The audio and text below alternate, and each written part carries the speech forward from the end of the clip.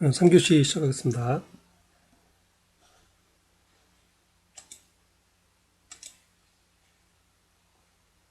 자, 여러분들이 배우는 이제 여러 가지 이제 교육과목 학문 이렇게 분류된다는 거, 뭐 개략적인 거 좀 알아놓으시면 좋고요. 구체적으로 이제 회계에 대해서 말씀을 드리겠습니다. 자, 회계, 경영학의 한 분야이기도 하고 별도의 학문으로 보기도 하고 그렇습니다. 어쨌든 사회과학의 한 분야가 되겠습니다. 기업에 관련된 것입니다. 자, 쓰기는 한자로는 이렇게 씁니다. 회계. 이게 이제 뭐 회사 할 때도 그렇고, 모이다라는 뜻이에요. 모일회죠, 모일회. 회관. 회의한다. 어쨌든 모인다라는 얘기고, 무슨 회라고 하죠. 사람이 모여있다는 얘기예요. 어쨌든 모여있다는 얘기고, 걔는 계산한다는 얘기입니다. 계산기, 계산. 계산을 모아놓은 것. 그런 의미가 됩니다. 영어로는 어카운팅, 먼저 그렇게 얘기합니다. 이것도 이제 계산하다라는 의미예요. 뜻 자체가. 그래서 이제 회계 그러면 이제 사전적인 의미는 계산하다 그런 의미입니다. 계산하다. 근데 이제 그 이제 교과서 처음에 이제 회계 원리 교과서 보면은 이렇게 설명되어 있습니다. 회계의 개념 그래서 이렇게 설명되어 있어요. 이렇게 뭐라고 되어 있냐면은 기업의 이해관계자들이 경제적 의사결정에 유용한 정보를 제공하는 활동이다. 보면은 말은 한국말로 되어 있는데 무슨 말인지 몰라요. 말 굉장히 어렵습니다. 그래서 이제 이건 좀 내용을 모르면 이제 전혀 이해할 수 없는 말이고, 그래서 좀 요 말을 이해하기 위해서 앞에서 저는 이제 이런 식으로 설명을 합니다. 일단 쉽게 회사에서 일어난 거래를 기록하는 것 회계라고 합니다. 거래를 기록하는 거예요. 거래라는 말은 흔히 쓰는 말이죠. 주고받는 거 얘기해. 갈 거 올래. 가고 오는 것을 거래라고 합니다. 거래. 근데 이제 회사에서는 상품을 사고 팔죠. 기본적으로 사고 파는 그걸 기록하는 거예요. 그거 어디다 기록해요? 옛날에는 이제 노트에다 기록을 했죠. 그렇게 거래를 기록하는 공책, 종이, 그거를 특별히 장부라 그랬습니다. 장부. 그래서 회계 장부, 지금도 씁니다. 장부라 그럽니다. 거기다 기록하니까 장부기입이에요. 장부기입. 그래서 요 말을 줄여서 옛날에는 북이라 그랬습니다. 북이. 여기 북이란 말이에요. 기록한다는 얘기예요. 북이. 장부에다 기록한다. 어쨌든 거래를 기록하는 것을 회계다 그렇게 얘기를 합니다. 거래는 상품을 사고 파는 것. 그런데 이거 이제 조금 더 좀 의미 있게 얘기를 하면은 저렇게도 얘기를 합니다. 그 기업의 재무 상태에 자산 부채 자본의 변화를 일으키는 사건, 뭐 그렇게 또 교과서에 이제 정의를 내리고 있어요. 엄밀하게 얘기하다 보니까 이게 회계도 학문이다 보니까 좀 엄밀하게 정밀하게 정의를 하는 겁니다. 기업의 재무 상태에 변화를 일으키는 사건을 거래를 한다. 그리고 거래를 기록하는 것이다. 이제 그거는 이제 교과서적인 얘기고 여러분들은 쉽게 이렇게 기억을 하시기 바랍니다. 거래를 기록하는 것, 회계라고 한다. 요즘 이제 물론 컴퓨터를 이용해서 기록을 하겠죠.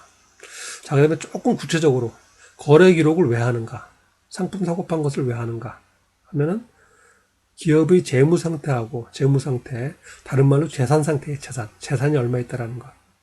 쉽게 와닿죠, 재산 그러면은. 근데 어쨌든 재무라고 얘기를 합니다.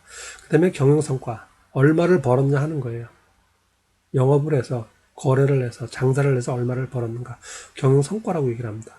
그래서 회계는 기업의 재무 상태와 경영성과를 파악하는 것이다. 그렇게 얘기를 합니다. 거래를 기록을 해서 기업의 재무 상태와 경영성과를 파악한다. 그런 의미가 됩니다. 그 다음에 보시면 이제 기업의 재무 상태 파악하는 것, 하나의 표로서 작성을 합니다. 표 하나로 작성을 하는데 그거를 재무상태표라고 얘기해요. 재무상태표. 기업이 가지고 있는 재산 상태예요. 재산 상태, 자산. 기업이 소유하고 있는 재산이죠. 그 다음에 부채, 갚아야 될 빚입니다. 그 다음에 자본. 자산에서 부채를 뺀 걸 자본이라고 그래요. 기업의 순재산입니다. 자산, 부채, 자본이 얼마가 있는가, 재산이 얼마가 있고 갚을 돈이 얼마가 있고 그걸 나타내는 거를 재무상태표라고 얘기를 합니다. 그 다음에 손익계산서, 경영성과죠. 얼마를 벌었냐는 거죠. 이익이 얼마고 수익이 얼마고 비용이 얼마고 무슨 비용 얼마, 무슨 수익 얼마. 그래서 이익이 얼마. 작성한 표를 손익계산서라고 그래요. 손익계산서. 그래서 요 위에 세 번째, 회계는 기업의 재무상태와 경영성과를 파악하는 것이다. 요거를 다른 말로 하면은 회계는 재무상태표와 손익계산서를 작성하는 것이다 라고 말할 수가 있습니다. 개략적으로 말씀드리는 겁니다. 말이 되는 거죠. 맞는 말이에요. 그래서 회계원리 교과서를 보면 전부 다 재무상태표 작성하기 위해서, 손익계산서 작성하기 위해서 하는 것들입니다. 거래가 발생을 하고 분기하고 전기하고 전폐 기록하고 시산표 작성한다라고 하는 결산을 한다. 전부 다 이거 작성하는 거예요. 우리가 이제 한 학기 동안 그 프로그램을 이용해서 거래를 입력하는데 입력 왜 하느냐면은 요 표 두 개를 작성하기 위해서 하는 겁니다. 재무상태표와 손익계산서. 이게 핵심이에요. 이거 작성하는 거. 그러니까 회계는 재무상태표와 손익계산서를 작성하는 것이다. 그럼 작성하기 위해서 어떻게 할 것인가? 다루는 게 이제 회계 원리가 되겠습니다. 자, 그 다음에 여기까지는 이제 기록하는 측면입니다. 어쨌든 거래를 기록하는 거죠. 그래서 작성하는 거죠. 자, 그 다음에 이제 지금 5번째죠. 요거 좀 잘 보시기 바랍니다. 회계는 기업의 이해관계자들의 경제적 의사결정에 유용한 정보를 제공하는 활동이다. 이렇게 정의를 내립니다. 기업 이해관계자들의 경제적 의사결정에 유용한 정보를 제공하는 활동이다.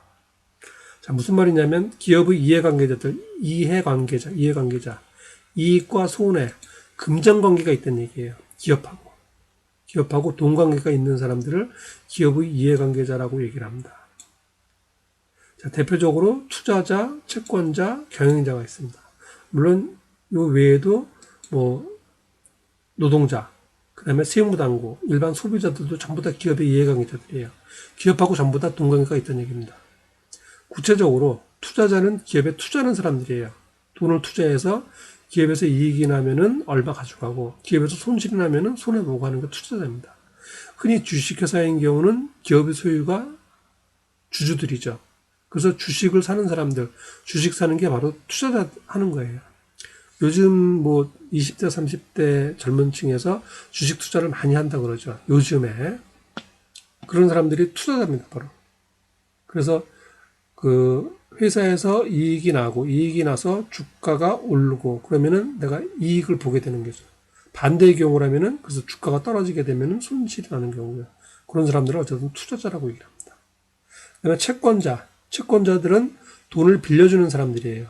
돈을 빌려준 대가로 이자를 받는 것, 그걸 채권자라고 합니다. 반대로 빌려간 사람들은 채무자라고 이릅니다. 채무자.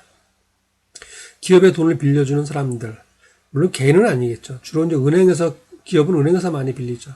그럴 경우 채권자는 은행이 됩니다. 은행. 대표적인 이해관계자예요. 어쨌든 돈을 빌려주는 사람들, 채권자라고 얘기합니다. 그 다음에 경영자. 회사의 경영자예요. 이 사람들도 회사를 직접 운영을 하죠. 그리고 회사가 잘 되어야 본인이, 물론 이게 소유자일 수도 있지만은 운영하는 사람들은 급여를 받게 되겠죠. 그리고 운영을 잘못하게 되면 회사를 그만둬야 됩니다. 그래서 이 경영자들도 대표적인 기업의 이해관계자들이에요. 그 다음에 이제 요거 외에 이제 노동자들도 관련되고요. 급여를 받으니까.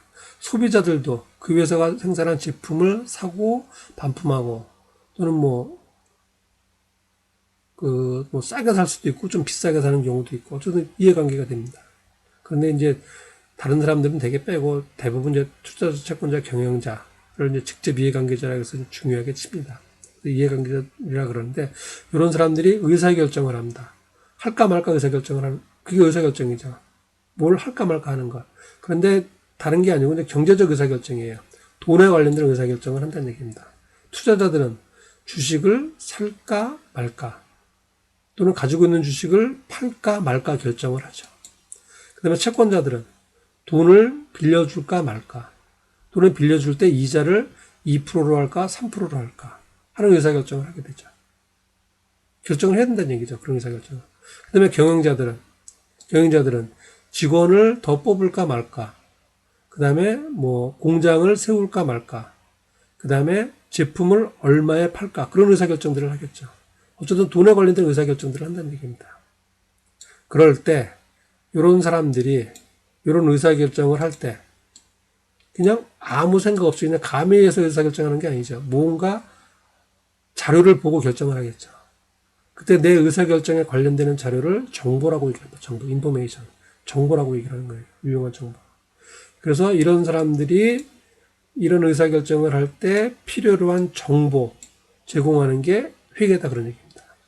그런데 이제 뒤에 써놨습니다. 말을 쉽게 풀어 써갖고 이 경제적 의사결정을 하는데 이 사람들이 의사결정을 하는데 주식을 살까 말까 결정하는데 뭘 보고 결정을 하냐면은 기본적으로 기업의 재무 상태하고 경영 성과를 보고 결정한다는 얘기예요. 그래서 재무 상태가 좋다. 자산이 많고 부채가 적고 경영 성과가 좋다. 매출액이 많고 작년에 비해서 많이 늘었고 당기순이익이 많이 났다. 그러면 당연히 그 회사의 주식을 사겠죠. 왜냐하면 주가가 오를 가능성이 크니까. 그리고 그런 회사라면은 돈을 빌려주겠죠. 왜냐하면은 기업이 부도날 일이 없고 나한테 이자도 많이 줄 테니까. 그 다음에 경영자들은 이 재무 상태를 보고 아 이번에 외국에 뭐 투자를 해야겠구나. 공장을 설립해야겠구나. 제품 가격은 얼마로 하겠구나. 또는 뭐 광고를 어느 정도 하면 되겠구나. 라는 의사결정을 하겠죠. 이 자료가 있어야 의사결정을 한다는 얘기입니다. 물론 이거 외에도 더 많은 자료들을 필요로 할 수도 있겠지만은 주로 이 자료가 기본이 된다는 얘기입니다. 그래서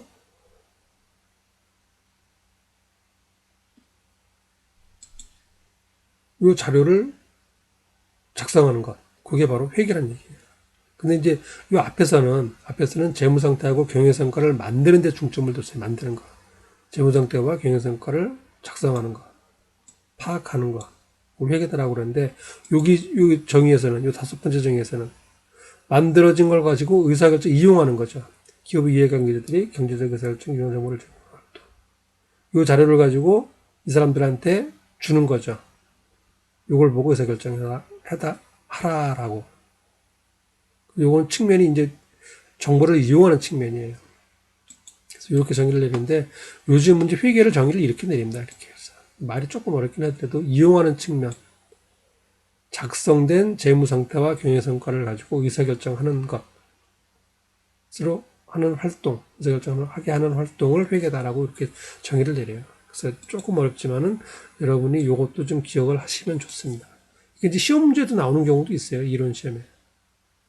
기본적으로 이게 이제 말이 어렵다 그러면은 이렇게 기억을 하시기 바랍니다. 거래를 기록하는 거. 거래를 기록해서 재무 상태하고 경영 성과 파악하는 거. 그래서 요 용어를 좀 익숙해지시기 바랍니다. 재무 상태, 경영 성과. 재산이 어떻고 그다음에 돈을 얼마나 벌었냐 하는 거예요. 그거를 회계다. 그렇게 얘기합니다. 그래서 이제 하나, 둘, 셋, 네 가지죠. 이렇게 해서 이제 회계의 정의를 이렇게 내리고 자, 그 다음에 이제 부수적으로 좀 알아둘 거예요. 이제 많이 나오는 용어들이에요. 회계 어떻게 분류할 것인가. 이렇게 재무회계, 관리회계, 그 다음에 이제 세무회계, 회계감사 이렇게 나눕니다. 여기서 이제, 재무회계, 투자자나 채권자들의 의사결정에 유용한 정보를 제공하는 회계 분야. 그렇게 나눠요. 재무회계는. 기본적인 이제 회계 그러면 재무회계를 얘기하는 거예요. 회계 원리 그러면은 재무회계의 기본적인 원리를 다루는 거. 그렇게 얘기합니다. 재무상태와 경영성과를 파악하는 분야. 회계를 얘기해요. 그거를 재무회계다. 그렇게 얘기합니다. 그 다음에 이제 관리회계, 원가회계라는 말도 있습니다. 관리회계. 경영자들의 의사결정을 위한 회계 파트를 관리회계다. 그렇게 얘기합니다. 그런데 이 관리회계의 핵심이 되는 주 내용이 회사에서 생산하는 제품이에요. 제품의 원가에 관련된 겁니다. 그래서 이제 그 제품의 원가를 계산하는 분야를 이제 원가회계라고 그러고, 계산되는 원가를 가지고 의사결정하는 것을 관리회계다라고 그러고, 그러다 보니까 이걸 묶어서 뭐 원가 관리회계 그렇게도 얘기를 합니다. 그래서 이제 학교에서는 이제 원가회계, 관리회계 따로 가르치는 학교도 있고, 어떤 학교에서는 그냥 관리회계 그래가지고 여기서 이제 원가와 관리 같이 가르치는 학교도 있고 뭐 그렇습니다. 요거는 이제 뭐 학자들마다 주장도 틀리고 의미를 이제 어떻게 보느냐에 따라서 틀린데 이제 큰 뭐 차이가 있는 건 아니고요. 관리회계나 원가회계나 같은 의미로도 많이 이렇게 보고 있습니다. 관리회계, 원가회계. 어쨌든 경영자들의 관리를 위한 회계 분야, 관리회계. 그 다음에 기업에서 생산한 제품의 원가를 계산하는 분야, 원가회계. 그렇게 보시면 될 것 같습니다. 요거는 일반 투자자나 채권자들을 위한 회계 파트, 재무회계. 그래서 재무상태표와 손익계산서를 계산하는 것, 작성하는 것은 전부 다 재무회계입니다. 그 중에서 가장 기본이 되는 내용만 다루는 것을 회계의 원리, 그렇게 얘기를 합니다. 재무회계, 관리회계 구별하시면 되고요. 그 다음에 이제 세무회계라는 게 있습니다. 세무회계. 모든 기업은 이제 부가가치세를 내고요. 그 다음에, 법인세를 내야 됩니다. 그 다음에 이제 개인 사업자인 경우는 물론 소득세도 내고요. 그래서, 그런 세금을 낼 때, 벌어들인 돈에 대해서 얼마를 세금을 내겠죠. 판 금액에 대해서 얼마 부가세를 냅니다. 그래서 세금 계산을 하려면은 기본적으로 손익계산서라고 하는 게 있어야 돼요. 재무상태표라고 하는 게 있어야 됩니다. 그래서 재무상태표와 손익계산서가 있어야만 세금 계산이 돼요. 그래서 이 표를 가지고 내야 될 세금이 얼마인지 계산하는 분야를 특별히 세무회계다라고 얘기합니다. 세법에 관련된 거죠. 회계와 세법이 결합된 것이라고 보면 되고요. 그리고 결합된 것이라고 보면 됩니다. 그거를 세무회계다 그렇게 얘기를 합니다. 세무회계. 주로 법인세, 소득세, 부가세의 내용을 다루고 있습니다. 회사의 주요 업무가 되겠죠. 회계 관련된 주요 업무. 자, 그 다음에 이제 회계감사라고 하는 분야도 있어요. 회계감사. 이거는 뭐냐면은, 회계는 재무상태표고 손익계산서 작성하는 것이라 그랬죠. 요거는 이제 재무제표라고 얘기를 합니다. 재무상태표, 손익계산서. 물론 이거 외에도 현금 흐름표, 그 다음에 이제 자본 변동표, 그런 표들도 있어요. 많이 다루진 않지만 어쨌든 그런 표들도 있습니다. 그런데, 이런 투자자나 채권자들, 경영자들은 요 재무상태표와 손익계산서를 보고 의사결정을 한다 그랬잖아요. 기업의 자산 상태, 벌어든 이익, 수익, 비용 얼마인가 보고 의사결정을 하는데, 만약에 회사에서 재무상태표나 손익계산서를 거짓으로 작성했다면, 가짜로 작성을 했다면 굉장한 문제가 되겠죠. 이 투자자나 채권자들이 큰 손실을 볼 테고, 그 다음에 경영자는 물론 자기가 작성하는 거니까 못 들어가겠지만, 어쨌든 투자자나 채권자들은 이 의사결정하는데 큰 낭패를 보게 될 겁니다. 그렇기 때문에 회사에서 작성한 재무상태표나 손익계산서가 제대로 작성됐는지 확인할 필요가 있겠죠. 제대로 됐는지 안 되는지. 그래서 재무상태표, 손익계산서가 기업의 재산상태와 경영성과를 제대로 나타냈다, 아니다라고 판단하는 분야를 회계감사다라고 얘기합니다. 회계감사.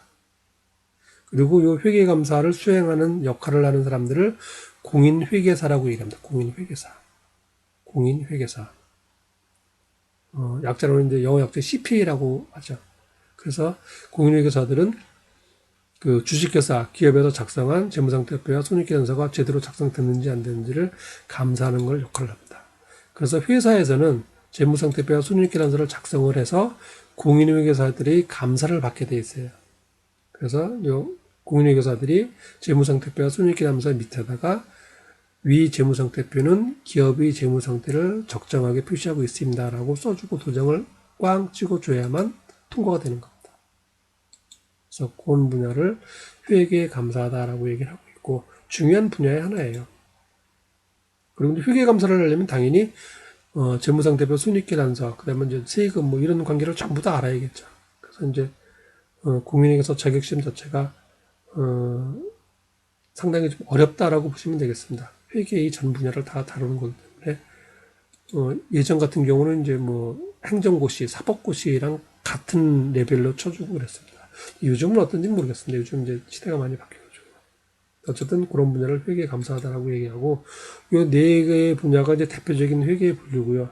요거 외에 이제 뭐 재무제표 가지고 의사결정하는 거, 이제 경영분석 그런 것들도 있고, 그다음에 뭐 재무관리도 이제 회계의 한 분야로 보기도 하고 뭐 그렇습니다. 재무관리도 자금의 조달과 운영이니까 상당히 뭐 중복이 되고 관리회계와 많이 중복이 되고 뭐 그렇습니다. 어쨌든 이제 요 네 가지 분야가 이제 주 회계 분류가 되겠고요.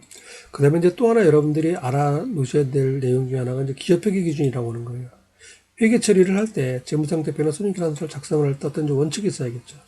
예를 들어서 이제 토지를 샀는데 10억을 주고 샀어요. 예를 들어서. 그런데 1년 있다가 토지가 15억에 거래가 되고 있습니다. 그럼 재무상태표에 토지를 10억이라고 써야 되는지 또는 15억이라고 써야 되는지 그런 기준이 있어야겠죠. 즉 취득 원가로 기록해야 되는가 아니면은 뭐 시가로 기록해야 되는가 그런 기준이 있어야 될 겁니다. 어떤 회사는 10억이라고 기록하고 어떤 회사는 15억이라고 기록하고 그렇게 이제 기록을 한다면은 이 사람들이 의사결정을 하기가 쉽지가 않겠죠. 서로 기업을 비교하기가 쉽지가 않겠죠. 그렇기 때문에 이런 사람들이 의사결정을 잘 할 수 있도록 이 재무제표나 재무상태표나 손익계산서를 작성하는데 어떤 기준이 있어야 될 겁니다. 그래서 그 기준들을 모아놓은 거를 기업회계 기준이다 그렇게 얘기를 해요. 기업회계 기준. 재무제표를 작성할 때 따라야 하는 기준이에요. 실무 지침입니다. 근데 이 기업회계 기준이 세 가지가 있어요. 세 가지. 기업 규모에 따라서 한국채택국제회계 기준, 영어로 줄여서 뭐 KIFRS 그렇게 됩니다. 그다음에 일반 기업회계 기준, 중소기업 회계 기준 이렇게 나누고 있어요. 이제 말 그대로 중소기업 회계 기준은 이제 중소기업 작은 기업들이에요. 근데 말만 중소기업이지 실제로 이제 뭐 매출액이 이제 몇백억인가 뭐 지금 정확히 제가 기억 못하는데 상당히 큰 기업까지도 중소기업에 들어갑니다. 그게 이제 중소기업 회계 기준이 되겠고, 그다음에 이제 일반 기업 회계 기준은 그 주식회사 이제 외부 감사를 받는 기업들이에요. 외부 감사를 받는 기업들. 그것도 이제 규모가 제가 지금 구체적으로 그 수치를 외우진 못해서 그러는데, 뭐 자산이 뭐 몇백억 이상 뭐 그렇게 됩니다. 이것도. 일반 기업 회계 기준이고. 그 다음에 이제 상장 회사들 있죠. 그 주가가 공개되는 그 신문이나 또는 이제 9시 뉴스 끝나고 이제 오늘의 주가에서 나오는 기업들 있잖아요. 흔히 여러분이 듣고 아는 큰 기업들이 지켜야 되는 기준이 한국채택국제회계 기준이에요. 자, 이건 뭐냐면은 이제 기업들은 이제 국내에서만 거래를 하는 게 아니고 영업 활동을 하는 게 아니고 전 세계와 같이 수출 수입을 하고 그러죠. 글로벌화 되어 있죠, 기업들이. 그러다 보니까 나라마다 기업회계 기준이 이제 틀리다면은 그것도 또 문제가 되겠죠. 그래서 이제 국제적으로 서로 지키자고 만들어 놓은 회계 기준이 있어요. 그게 이제 국제회계 기준이에요. 약 100여 개 나라가 이제 가입해서 지키고 있는 회계 기준이 있는데 그 중에서 이제 대부분이에요. 이제 국제회계 기준 대부분을 우리나라에서 따와서 인정하고 있는 기준이 있습니다. 그거를 이제 한국채택국제회계 기준이라고 얘기를 해요. 그래서 그 상장 법인들은 이 기준에 따라서 회계처리를 해야 된다는 얘기입니다. 그래야만 다른 나라하고도 거래할 수 있고 외국 법인들하고도 거래하고 그다음에 이제 그 외국에 지점들이 많이 나가 있죠. 그 지점들에서 재무상태부 손익계산서 작성해야겠죠. 그 지점들도. 그럼 그 나라하고도 관련이 되겠죠. 그렇기 때문에 그 나라, 우리나라 같이 해서 국제회계 기준을 따르는 거예요. 그래서 그거를 이제 한국어로 번역했다라고 보시면 됩니다. 거의 그대로 이제 번역하는 건데, 그게 한국채택국제회계 기준이에요. 그래서 이제 요즘에 회계원리 교과서 보면은 뭐 KIFRS 기준에 따른 회계원리 그렇게 되어 있습니다. 그래서 그게 이제 요 내용이 되겠고요. 한국채택국제회계 기준, 어쨌든 상장회사. 그 다음에 거기보다 규모가 조금 작은 데는 일반 기업회계 기준. 이것도 어쨌든 외부 감사를 받는 기업들 얘기예요. 그 다음에 그거보다 더 작은, 아주 작은 규모, 개인이 하는 중소기업들은 중소기업 회계 기준. 그래서 기업회계 기준은 3개로 되어 있고, 여러분들이 이제 뭐 전산회계 1급 지난 시간에 이제 살펴봤었죠, 자격증. 여기서도 이제 시험을 볼 거 아니에요. 이렇게 필기나 실기나. 필기 볼 때 이제 기준이 있을 거 아닙니까? 이제 뭐, 다음 중에서 맞고 틀리는 것. 할 때 기준을 어떤 거로 잡냐면은, 일반 기업회계 기준을 기준으로 잡고 있습니다. 일반 기업회계 기준에 따를 때 다음 중 뭐 옳지 않은 것은 그렇게 되고 있어요. 그런데, 이렇게 이제 회계 기준은 나눠놨지만은, 회계 기준 3가지 내용이 거의 동일합니다. 크게 차이가 나질 않아요. 이거를 서로 차이가 나게 했다가는 또 문제가 될 수도 있겠죠. 그러니까 전부 다 포괄하고 있고, 조금 좀 어려운 거는 빼고 있고요. 뭐 현재 가치 계산하는 거라든가 그런 것들은 빼고 있고, 여기는 이제 그거까지 포함해서 되고 있고요. 근데 뭐 자산을 취득원가로 평가하고 뭐 발생주에 따르고 뭐 이제 어떤 회계 원칙들은 이제 똑같이 되어 있습니다. 그 다음에 여기는 이제 외국하고도 해야 되니까 좀 더 포괄적으로만 규정을 하고 있어요. 좀 더 자율적이고 포괄적이고 그렇게 되어 있습니다. 참고로 이제 이런 기업회계 기준은 여러분이 이제 공부를 하시게 되면은 조금 좀 자세하게 볼 필요가 있어요. 이제 한번 읽어볼 필요가 있습니다. 그래서 이제 이걸 좀 알아놓으셔야 되는데,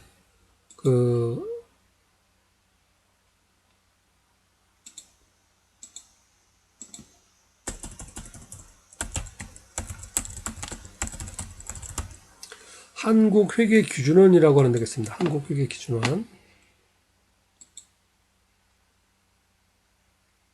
자, 여기서 지금 이제 우리나라 기업회계 기준을 제정하는 곳이에요.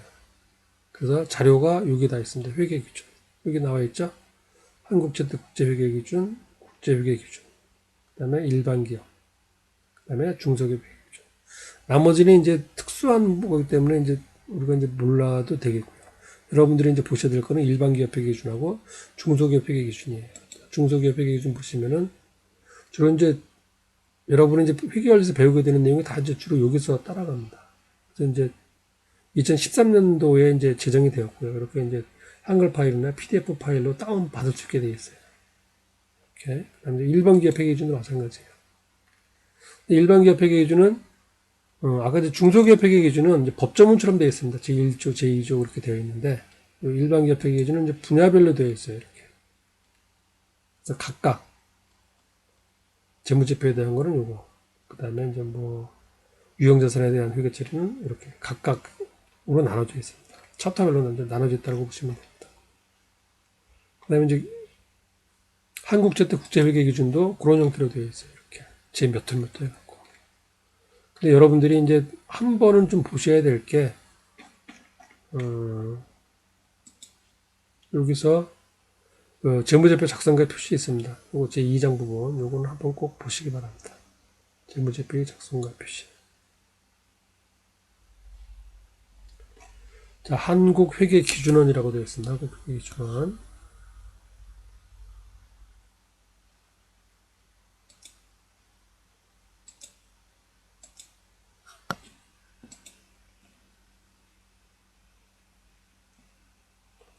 자, 그래서 이제 기업회 기준이 이렇게 세 개로 되어 있다라는 것까지 기억을 하시면 좋을 것 같습니다. 그래서 이제 또 3교시 때 이제 오늘 좀 첫 주 수업인데, 이제 교과목 전반적인 거 말씀을 드렸고요.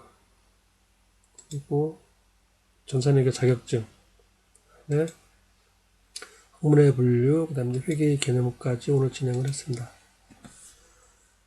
자, 이제 다음 주는 이제 그 교과서를 가지고 이제 본격적으로 이제 수업에 들어간다. 수업에 들어가니까 이제 교재 준비하시고, 그 다음에 이제 앞 시간에 얘기했던 대로 이 프로그램, K의 프로그램에 한국세무사회에서 들어가서 다운받으시면 됩니다. 그리고 다운받아 놓으시길 바랍니다. 여러분 PC에 설치하셔야 된다는 얘기예요. 그래야 이제 바로 실습을 할 수 있고, 여러분이 이제 같이는 아니지만 이제 실습을 이제 연습을 하게 되는 거죠. 그래서 이제 요거 준비해 주시고, 하시면 될 것 같습니다. 그래서 여기까지 설명을 드렸고, 그 다음에 이제, 온라인 강의에서는 이제 원래 50분 수업이 돼야 되는데, 이제 온라인상으로는 50분 수업을 다 하지 않고, 수업은 이제 중간 정도 이렇게 하고, 네, 별도로 여러분이 이제 실습할 수 있도록 리포트를 내게 되어 있습니다. 그래서 이제 간단하게 리포트를 내도록 하겠습니다. 아까 이제 요거 말씀을 드렸었죠? 일반 기업 회계 기준, 중소기업 회계 기준. 그래서 한 번씩 해보라는 의미에서 여러분들이 이제 일반 기업 회계 기준 아까 제2장 있었습니다. 제2장 여기 한국회계기준원에서 한국회계기준원이요. 한국회계기준원 그리고 그 중에서 일반 기업 회계 기준 제2장 이거 하고 그다음에 중소기업 회계 기준 요거 하고 요 두 개를 다운받아서 여러분 그 리포트 온라인 캠퍼스에 이제 리포트 제출하는 곳이 있어요. 거기다가 이제 그 파일을 올려놓으시기 바랍니다. 한번 찾아보고 한번 읽어보라는 의미예요. 그래서 내는 거니까 여기서 한번 여러분이 직접 한번 찾아보시고 다운받아서 한번 읽어보시고 그다음에 그 파일 자체를 그 과제 제출한 거기다가 첨부 파일로 해갖고 아마 첨부가 될 겁니다. 그 첨부 파일로 이렇게 올려놓으시기 바라겠습니다. 자, 일단 오늘 수업은 여기까지 마치고요. 그 다음에 오늘 수업한 내용과 관련돼 갖고 뭐 다른 것도 마찬가지고요. 혹시 질문 사항이나 궁금한 사항 있으면은 뭐 문자나 카톡도 괜찮고 그 다음에 메일로 주셔도 되겠습니다. 자, 이제 첫 주 수업을 마치도록 하겠습니다. 그래서 이제 코로나가 계속 이제 이렇게 좀 많이 이제 확산되고 있는데 건강 유념하시고 잘 건강하게 보내시고 다음 수업 시간에 만나도록 하겠습니다.